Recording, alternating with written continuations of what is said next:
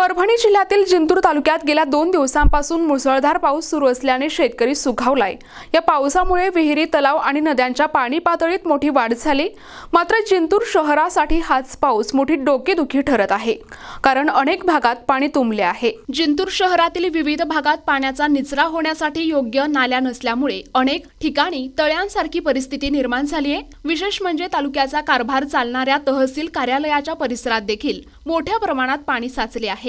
तहसील कार्यालयाच्या प्रांगणात तळे साचल्यामुळे मुद्रांक विक्रेत्यांच्या दुकानांमध्ये गुडघ्या इतके पाणी जमा झाले। परिसरातील अतिक्रमणामुळे पाण्याचा मार्ग बंद झाल्यामुळे ही समस्या निर्माण झाली। याचबरोबर शिवाजीनगर, गुरुदेवनगर, आदमाने मंगल कार्यालयासमोर नाला बंद पडल्यामुळे मोकळ्या जागेत 3 ते 4 फूट पाणी जमा झाले। त्यामुळे नागरिकांना मोठा त्रास सहन करावा लागत आहे।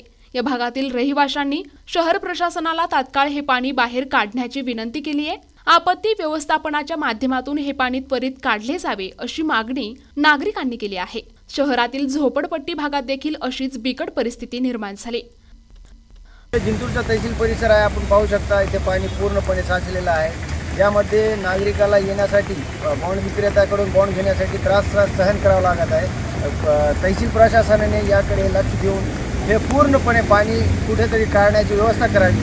तसेच आपण पाहू शकता इथे अनेक दिवसापासून जप्त केलेले वाहन आहे, जे वाहन आतापर्यंत विल्हेवाट लावली नाही। तहसील प्रशासनाने याच्याकडे लक्ष देऊन हे पूर्ण परिसर हे खुला करून नागरिकांना व्यवस्था करावी अशी मागणी जिंतूरमध्ये जोर धरत आहे।